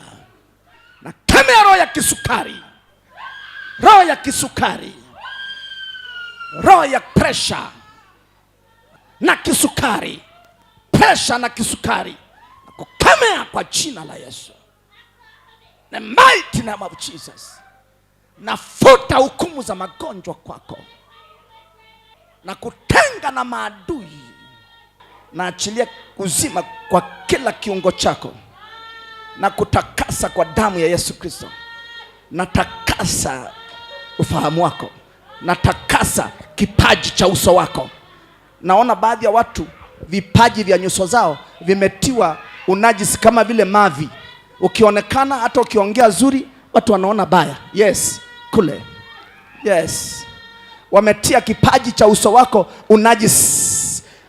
Sawa sawa na kitabu cha Malaki sura ya 1. Wanasema metia nyuso zenu mavi. Manake unapotembea unakuwa na mikosi, kama vile unanuka. Unabembeleza watu, watu hawakubembelezi wewe. Unajisi uliotiwa kwenye kipaji cha uso wako, in the mighty name of Jesus, unaondolewa. Sikiliza, Mungu anawekaga kwenye kipaji utukufu wake. Kila mahali unapokona unaona unang'aa, unavutia. Watu wanapenda hata kukusikiliza. Lakini wanapokutia unajisi kwenye kipaji, kila mtu anakukuona anaona wewe ni tatizo. Mtu mwingine anaweza sema fulani yupo, anasema hayupo, kumbe yupo. Lakini unasikia unajisi, umetiwa unajisi. Wengine wametiwa unajisi kwenye biashara zao, zimetiwa unajisi. Metiwa unajisi kwenye mimo ya milango ya biashara yako. Bwana anaambia kwenye mimo ya milango. Manake ndio maana ukienda kwenye duka la mtu, kila mtu unaona kwenye mlango wake pale ameandika jina la biashara yake. Bwana anaambia hiyo naye ni kama kipaji kinachowakilisha utendaji wa biashara ya yule mtu. Kwa hiyo ndio inaweza kavuta ama inaweza kaharibika. Mungu anaambia wengi wao zimetiwa unajisi pia. Kama ambayo utaji wake, usikiliza, Mungu alipokaa na Musa kwenye mlima wa maombi siku 40, aliposhuka, kilichodhihirisha wanaweza kwamba Musa amekuja na Mungu, waliona taji la uso wake linang'aa. Na watu wakiangalia wanashindwa kumwangalia Musa, paka akawa wanafunika. Sasa watu vipaji za nyuso zao wengine zimeharibiwa, zingine zimeharibiwa na maadui, na kwenye paji za milango yao zimeharibiwa. Kwani ndio maana wana wa Israeli wakiwa kule Misri, ili wasitegwe na tanzi la adui, waliambiwa chinja mnyama, ikawakilisha damu. Ndio maana inaitwa Pasaka, Passover. Maana yake wakati wa kutoka walichukua ile damu ambayo limewakilisha kama sehemu ya kuja Yesu kuja kutoa damu yake. Walifanya jambo la kibibilia ama la ufunuo, wakaenda kupaka kwenye mimo ya milango yao. Ile damu inawakilisha Yesu atawale, maanake ondoa mikosi. Na mahali popote Bwana anaambia amuru biashara za watu zilizofungwa, wametiwa unajisi namna hiyo. Kwa hiyo zile roho zinanena mabaya. Kutoka sasa uwe unafanya biashara, uwe kwenye nyumba yako, iwe kwenye duka lako, iwe kwa watoto wako, iwe kwenye ofisi yako, mahali popote ambapo wametia unajisi, wameachilia kitu kama mavi, kwa mamlaka ya jina la Yesu, na kwenye kipaji cha uso wako ninaachilia moto teketezao, naachilia fire in the mighty name of Jesus, in the mighty name of Jesus, in the mighty name of Jesus. Naachilia moto uteketezao kazi za ibilisi. Naachilia moto kwenye kipaji chako, kwenye kitaji chako, kwenye mimo ya biashara yako, milango ya biashara yako, milango ya biashara yako, milango ya nyumba yako. Naachilia moto, mighty name of Jesus. biashara yako imenenua mabaya, na achilia moto kwenye hilo bango, kwenye hiyo ofisi, kwenye hiyo biashara. The mighty name of Jesus. The mighty name of Jesus. The mighty name of Jesus. Asante Bwana. Maana maadui hawatamiliki uchumi wa watoto wako tena.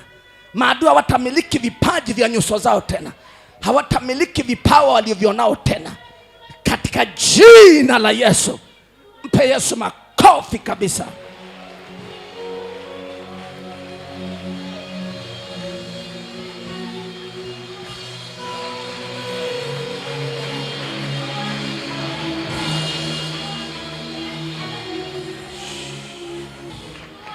Futa namna hii, fanya hivi. Fanya taratibu namna hii. Fanya taratibu namna hii. Fanya taratibu namna hii. Baba, asante kwa ajabu kuu. Unaona mapepo yanavyolipuka huko? Unaona wanavyosema ni siri?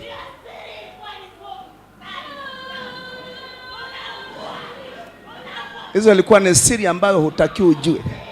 Lakini kutoka leo unakuwa mtu mwingine kabisa.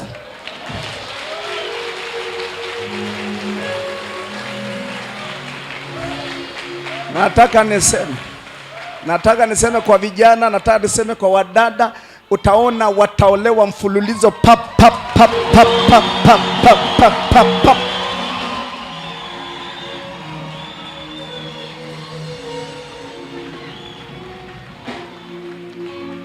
Narudia tena, utaona kwa vijana, utaona kwa wasichana. Haijalishi mradi hujaolewa, umekaa miaka mingapi, haijalishi kijana ulikwama kiasi gani, Mungu anaona amefungua taji lako, utakubalika na utaoa tap tap tap tap tap tap tap tap tap tap tap. Sema amina.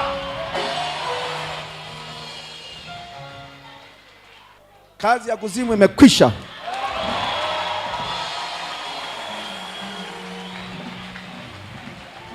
Kazi ya kuzimu na maajenti yake. Kazi ya kuzimu na maajenti wake. Pe Yesu makofi Bwana.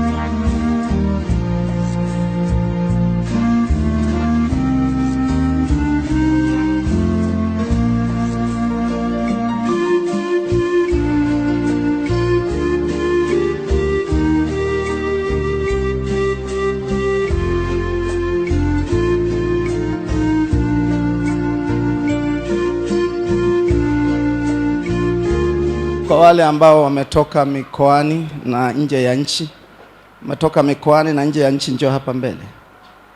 Uwe ni mgonjwa, uwe na mateso yote, umetoka mikoani na nje ya nchi, umekuja kutoka mbali kwa sababu mnamtaka Mungu, na Mungu anawaonekania, hamtaondoka jinsi mlivyo.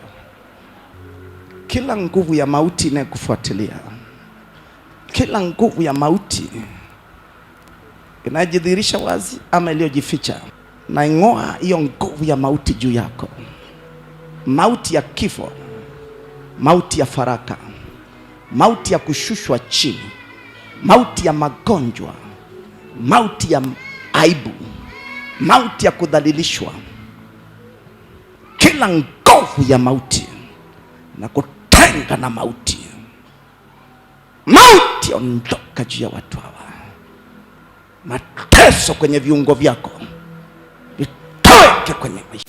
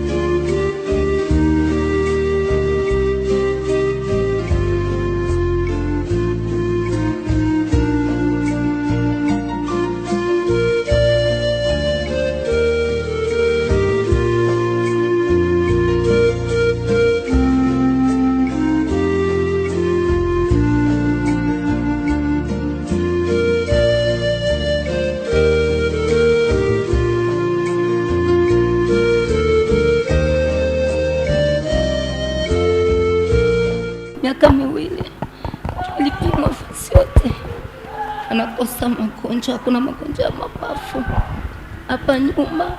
Sasa wananifanya operation hapa, wakasema wakatosha kitu hapa humu ndani. Kuna kitu ndani? Wakaenda kupima, akasema mwanzo wa kansa.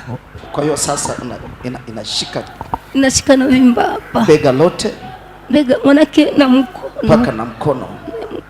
Huwezi kunyoosha? Si manake kukosa unakata niti kukinywa hivi nakata. Na kifua kinaniuma, mishale mingi. Unasikia mishale kwenye kifua, huwezi kusimama, huwezi kutembea, na kitu kinanibana hapa na hapa kwenye mgongo hapa, kitu hapa kwenye kiuno. Huwezi panda hapa. Kwa hiyo umetokea wapi? Burundi. Umetokea Burundi? Ndoka Burundi. Huyu ni nani kwako? Mama. Ni mama yako? Ndiyo. Burundi mnatokea maeneo gani? Mwiza. Mwiza ni district? Ni district.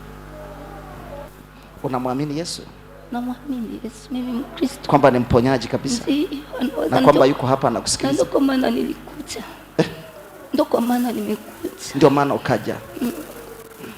Sema Bwana Yesu. Bwana Yesu. Nimetoka Burundi. Nimetoka Burundi. Kwa sababu yako. Kwa sababu yako Yesu. Ili uniponye. Ili uniponye Mungu.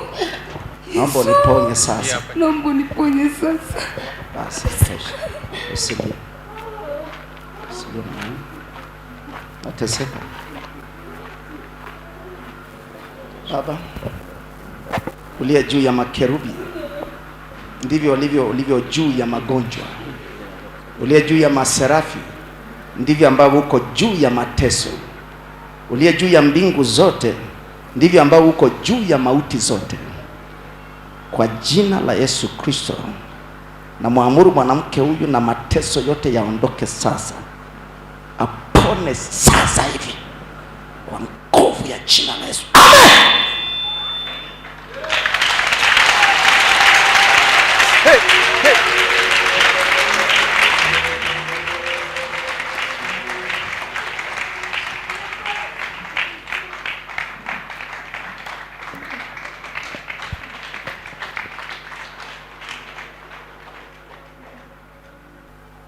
Leta mkono. Simama juu. Simama juu. Shangilia tu Yesu kwa makofi.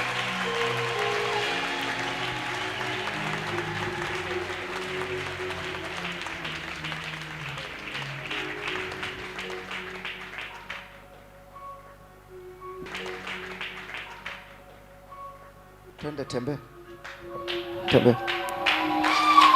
Shangilia Yesu kwa makofi. Tunaona mama alikuja hawezi kutembea. Sasa tunaona Mungu amemtendea, anaweza kutembea. Hii yote ni kwa ajili ya sifa na utukufu wa Mungu. Mshangilia Yesu kwa makofi kanisa. Shangilia tu, shangilia mwana wa Mungu. Ni kwa ajili ya utukufu wa Mungu. Mshangilie tu Yesu kwa makofi.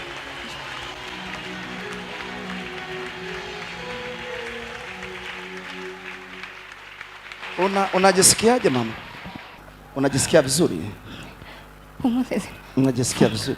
Mateso yaliyokuwa huko unasikiaje? Maumivu yaliyokuwa nasema vitu vinakaa kama kichomi. Hapana.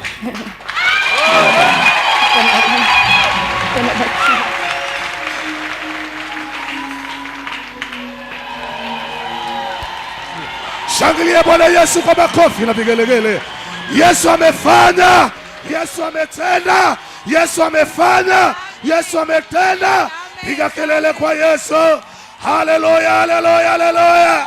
Haleluya, haleluya, haleluya.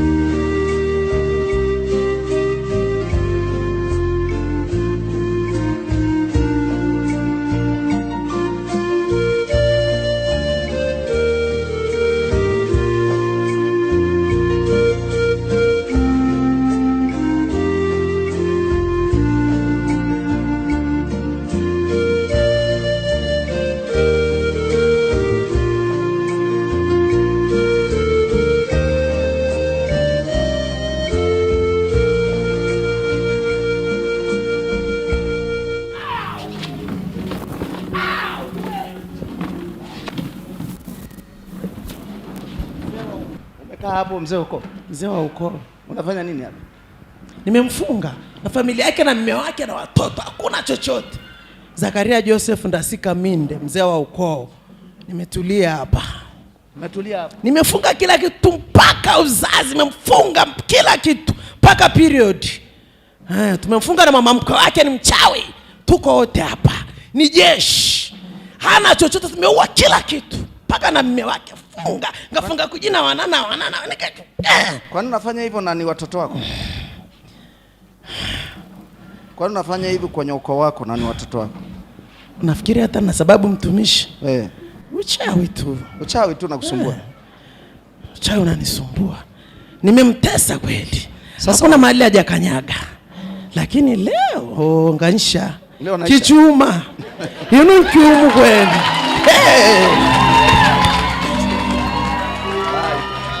Bye. Zakaria nimekapa miaka yote unanitoa. Unataka kumfungua akafanikiwe. Niliua duka na nyumba ikauzwa. Tena.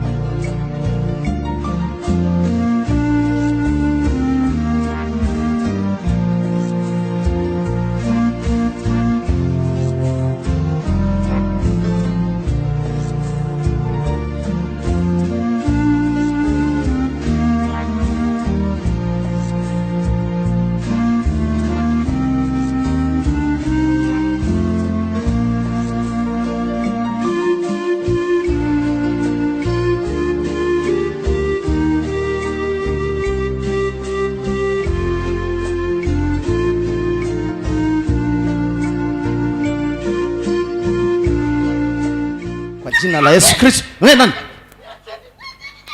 nani? Utaki? Nani?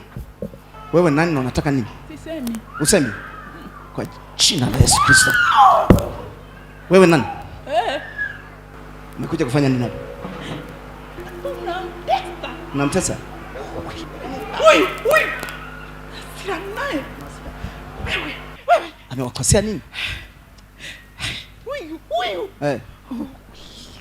Tunasira naye vibaya. Amekosa nini? Avuki. Kajifanya kumwambia avuki. Ataona. Ninyi kina nani mliomshika? Sisi. Kwa nini unataka kujua? Nimekuuliza swali, usiniulize swali. Sisi ni jeshi. Jeshi? Kutoka wapi? Kuzimu. Kumbe ni jeshi la kuzimu. Mko wangapi? Wengi. 10, 20. Siwezi kuhesabu. Huwezi kuhesabu? Ni wengi. Kazi yenu nini? Kuharibu. Kwa hiyo mmeharibu nini kwake? Tunamtesa. Sawa, mnaharibu nini kwake? Uchumi. Haoni mlango hata. Wa uchumi. Njoo sema vizuri hapa. We. Mwingine yuko hapa yuko. We. Unafanya nini hapo? Wewe. Acha. Mnafanya nini hapo? Mnafanya nini? Najua hili ni kama jicho la Mungu lakini. Kama? Jicho la Mungu. Kama jicho la Mungu? Hapo. Hebu liangalie leo tuone kama jicho la Mungu tulione. Hebu tulione. Umesikia watu wanasema huduma ya jicho la Mungu. Sikilizeni hizo. One shetani alivyo na mbinu mbaya. Haya jicho la Mungu, ngoja tulione tunakaje. Acha tulione. Dada nawe nisaidie kuangalia jicho la Mungu. Kwa nini hana ujasiri wa kutuangalia? Kwa sababu sema wewe na Mungu halisi. Mimi na Mungu halisi. Ukiwa na Mungu halisi, jicho la Mungu mwingine alikuangalia. Sasa bye.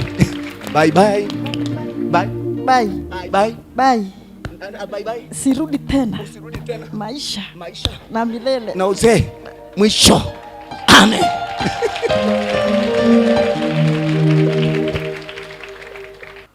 Nyie mmeshika uchumi wa huyu mtu. Aha. Mkaharibu nini na nini? Kila kitu. Na mlikujaje kumshika wakati yeye ni mtakatifu? Uchungu. Ana uchungu. Umesikia hiyo kitu? Tulijifunza tukasema uchungu ni nini? Ni mlango wa kuzimu. Sio kwamba watu hawafanyiwi mambo mabaya wakapata uchungu, lakini Biblia inasema hasira yenu na uchungu usikae mpaka jua likafanyaje? Likachwea. Ni jeshi. Hili ni jeshi litakutana na Yesu mmoja tu aliyepewa mamlaka yote mbinguni na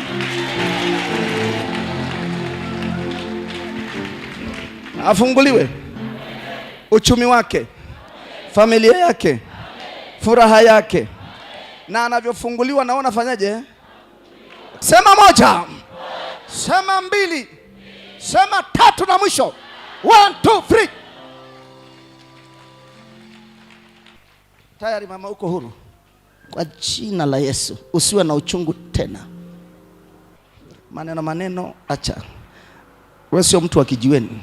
Usiwe mtu na maneno. Mungu anapokuweka kwenye nafasi ya utumishi, uwe mnyenyekevu. Sawa? Watu wengine kabla hawajakombolewa wanaweza wakaa naombea na maneno na nini usengenyaji. Wewe unaangalia msingi wako. Sawa? Lazima ujue unajibu nini na kitu gani ambacho hutakiwi kujibu. Unanielewa? Sio wewe ambao umeelewa, watu wengine wanakosea na wewe unaendelea kukosea. Hiyo jambo itakuwa chukizo mbele za Mungu. Wasikufuatilie tena kwenye anga lako. Umeelewa? Kila wakati omba. Kuna malaika wa vita wanaongozwa na Mikaeli. Ndio baba. Sawa? Wanaomba, wanakutembelea nyumba yako. Sawa? Sawa baba. Sababu nguvu zinazokuja upande wa kwenu kama ya mizimu, wanasema tunahalani mtoto wetu huyu. Mtoto wetu. Hizo roho zinajaribu kujaga. Kwa hiyo huo naomba namna hiyo.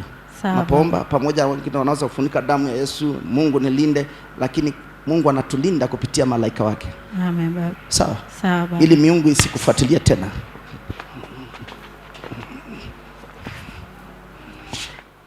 Isikufuatilie tena. Uchungu wote na ghadhabu ziondoke kwenu. Wacha kukumbuka mambo ya nyuma. Uliompoteza mpenzi wako. Unampenda kweli. Lakini Mungu alimchukua. Wacha kumuwaza usiku na mchana. Utaolewa na majini usipoangalia. Kila wakati anamwaza mpenzi wake, mpenzi wangu. Nilikuwa nakaaga hivi, nalala naye hivi jamani, nafanya hivi, ananiambia. Unakumbushwa na sauti zote. Mauti napata nafasi. Kuna wakati nilikwambia ufanye maombi ya siku 3 kujitenga na nguvu zozote ambazo zinakuja kwenye ulimwengu wa roho. Ulifanya hivyo? Amina. Ulifanya hivyo? Ndio mtumishi. Amina. Alafu omba amani nyingi. Amina. Sawa? Amina. Maana naona wanakuletea hofu. Unaelewa? Amina. Acha hofu.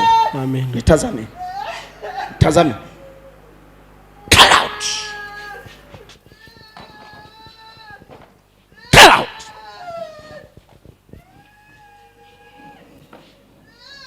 Unasikia? Kama uko mtu ambaye kila wakati ama mwenzi wako ameondoka, ama metalakiana naye, ama Mungu amemchukua kafa, hauna namna tena, muombe Mungu akupe amani. Sawa jamani? Vinginevyo mtavamiwa na majini, wanakuja kama mume. Dada huyu amebaki na uchungu na ghadhabu, analetewa na zile roho akikumbuka mpenzi wake. Alafu akija kutoka hapo amechoka fahamu. Bwana mrehemu. Rehemu moyo wake, naunganisha moyo wake na wewe Mungu. Naunganisha roho yake na wewe Mungu. Amani yako na furaha yako na upendo wako ukawe pamoja naye, na kufungua na kukuweka huru kwa jina la Yesu. Sema amina.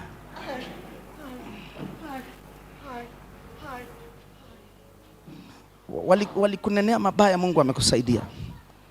Unaelewa? Walikuwa wamekunenea uwe kama msukule wao, kwamba hamna kitu atakachofanya huyu, hataishi, hatafanikiwa, hataoa, hatafanya hivi. Ulipomkimbilia Mungu wakakucheka sana, lakini leo wanaanza kukuogopa. Ndio baba. Wanaona mtu anafaa huyu Kabisa. Mungu ananiambia amekutengeneza kwa sababu ulikuwa kama msukule wao. Amina baba. Unaelewa? Na ni kweli walikudharau, kila mtu hakukutaka. Nilikuwa nimekataliwa kabisa na nilikuwa nimekataliwa kabisa. Nilionekana kama kituko, kama msukule fulani. Nilikuwa hata kipindi nikaangalia ndugu wangu hivi na muogopa, siwezi naweza kukaa ndani hata mwezi mzima, sitoki ndani kabisa. Kwa ajili ya ndugu wangu tu, nikimwangalia tu hivi na kama Mungu amekutetea. Amina baba. Kwa sababu umekaza kumwangalia yeye, amekufungua. Amina sana. Na anakupa uzao mzuri. Asante baba. Kwa siku wataibika wenyewe. Amina. Asante sana.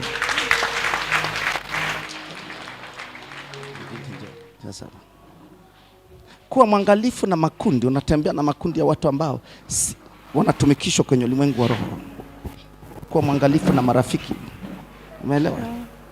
Jitenge na marafiki. Vinginevyo wamefika stage ya kukufanya na wewe uwe agent. Leta uchumi wako. Leta hii hapa. Toeka. Wanakujaga kama ndoo usiku wa manane. Unajua wamama wengi kwa sababu wana wapenzi wao, akiota ndoto za namna hiyo hawezi kusema. Na ndio shetani anafurahi kweli. Wakati mwingine ukiona ndoto ambayo si nzuri, mtu anakuja badala ya mume wako kama mume, na wakati umelala na mume wako, mwambie mpenzi wako, mwambie kuna maroho yananijia. Alafu utaona mume wako ataomba kutoka rohoni. Hiyo kitu itafunga mlango. Sasa wanakujaga taratibu, alafu yeye anaomba taratibu, kimya kimya. Jesus, get out. Manake wanashika ufahamu wa mtu. Out. Jesus mighty name. Usirudi tena. Amen. Jesus. Wakati maswali ukiwa nayo muulize Mungu, sawa? Usiwe na maswali. Sasa itakuwaje Mungu? Sasa itakuwaje? Unajiuliza sasa itakuwa hivi tu. Alafu maisha yako sioanishe na watu wengine. Sawa? Wacha Mungu anatengeneza maisha yako kama yeye Mungu anavyotaka. Usianze Mungu unaangalia hivi, unaangalie Mungu. Umeelewa?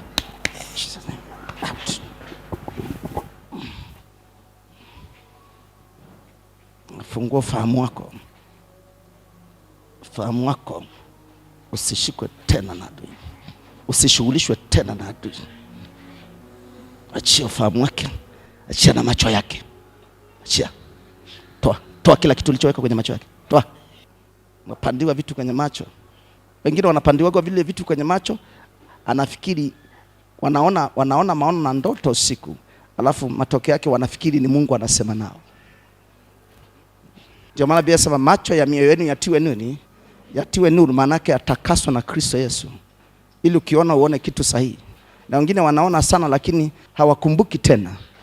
Iko njia ionekanayo sawa machoni pa mtu, mwisho wake ni mauti. Mungu ananiambia hivi, rudi kwenye msingi ulikoanza na sauti ya Mungu. Umeanza kwenda kwa sababu unataka ujulikane, unataka kuonekana uko juu. Mungu ananiambia utakwenda kugota mahali ambapo utakuja kujuta na itakuwa ngumu kurudi kwenye rehema. Bwana ananiambia angalia msingi wako ulivyoanza na Mungu. Wakati ulikuwa huoni mbele wala nyuma, Mungu akafanya njia. Sasa hivi unapandishwa na watu, unapandishwa na ulimwengu wa roho, unaona kama inaenda sawa. Bwana ananiambia utakwenda kugota na utakuwa na kilio ambacho hakuna mtu atakusaidia. Lakini Bwana ananiambia rudi kwenye msingi alikuita. Ulikuwa unajitenga na kulia siku 2-3 bila kujali. Sauti ya Mungu namsikia. Ulipoteza huo msingi. Unaenda na misingi ya dunia. Biasema usiende kama dunia inavyoenda. Na mwisho wake itakuwa ni aibu. Rudi kwenye msingi wa Mungu. Chochote ambacho unaona kama sasa una vision, chochote ambacho unachopanga, chochote ambacho unaona kama ndio baraka zitakuja, naona mbele kifuniko kikubwa kinafunga pop. Itakuwa ngumu. Na kila kitu kitakuja kubuliwa nyuma, utakosa thamani. Namba 2, jali familia yako. Ukirudi kwenye msingi na kulia kujali familia yako, Mungu atafanya njia kama baba. Na utumishi ambao Mungu alikuitia tangu mwanzo, ndipo utaona anafanya njia. Taratibu.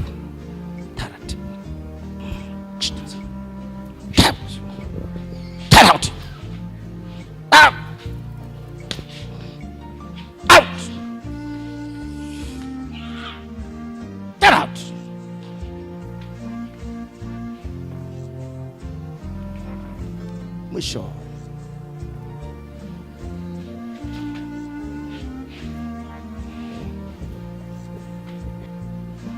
Unakuwa wakati mwingi huna amani. Kwa nini unakuwa huna amani? Kwa ajili ya mapito. Kwa ajili ya mapito. Tafuta amani ya Mungu. Sawa? Ndipo utakapokuwa unalia na Mungu, Mungu atasema nawe, kwa sababu amani ya Mungu iko ndani yako. Usiruhusu uchungu ndani yako. Tumejifunza hapo, sio? Nenda.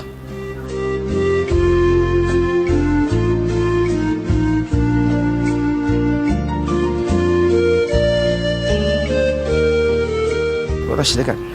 Nina shida kuanzia mwezi wa 12 tarehe 31. Nilikuwa na ujauzito wa mwezi na nusu. Kawa umeharibika. Ujauzito kawa umeharibika? Nikaoshwa kizazi. Ukasafishwa? Ndio. Baada ya kusafishwa nikaenda nyumbani. Sawa. Hali iliendelea kuwa mbaya. Mwezi wa pili nikaoshwa tena. Sawa. Mwezi wa kwanza ndo nilioshwa mara ya pili tarehe 24. Mwezi wa pili nilioshwa mara ya 3. Unaoshwa, wanasemaje madaktari wetu? Wanasema sijui ni homoni zinajitunga zenyewe. Zinajifunga homoni, zinakosa balance.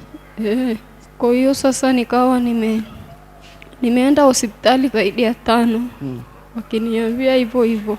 Kwa hiyo sasa shida yako ni nini? Shida yangu ninatokwa damu mpaka ninaishiwa. Unatokwa damu mpaka unaishiwa? Nimekuwa nikiongezewa damu. Maana zikitoka zinaisha naongezewa. Kwa hiyo nimekuja hapa ili niombewe nipone. Unatokea wapi? Natokea Mkwaranga. Kwa hiyo unaongezewa damu, baada ya muda zinatoka damu nyingi. Zinatoka damu nyingi, zinaisha. Naishiwa, nashindwa kutembea. Nani dada mdogo tu. Madaktari wanahangaika hivyo na hivyo kama anavyoeleza. Mungu wa rehema, angalia mateso ya watoto wako. Wametoka mbali na karibu, wamekuja.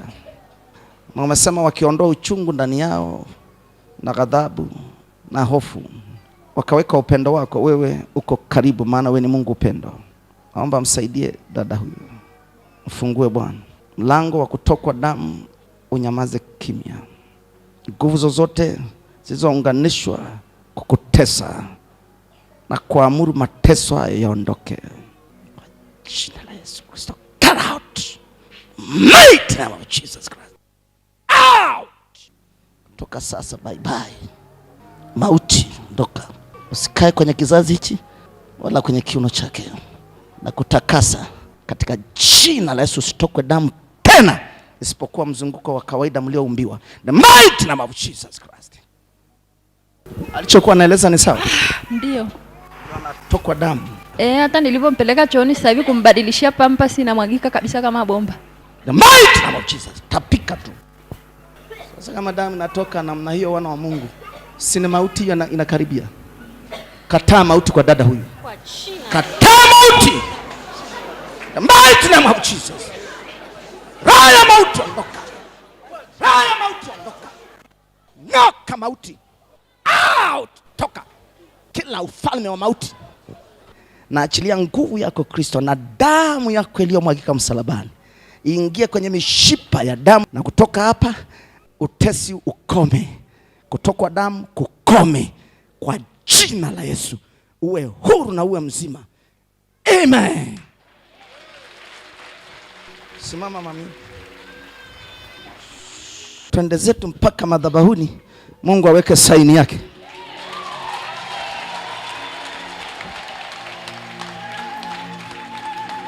Panda paka hapo. Shikilia hizi Biblia. Shikilia. Kutoka sasa damu haitatoka tena. Itangojea wakati mzunguko wa wamama ambao Mungu ameweka mwenyewe. Unajisikiaje mwili wako tofauti na hapo mwanzo? Unajisikiaje mwili wako? Nguvu ilikuwa sina, kizunguzungu. Sasa hivi unajisikiaje? Tumeomba sasa hivi kabisa. Nilipokuja hapa madhabahuni nimeshangaa, maana ninatembea kwa kukazana hata mtu asipokaa pembeni yangu.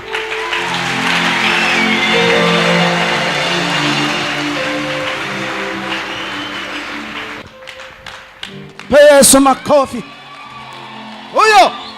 Huyo. Huyo.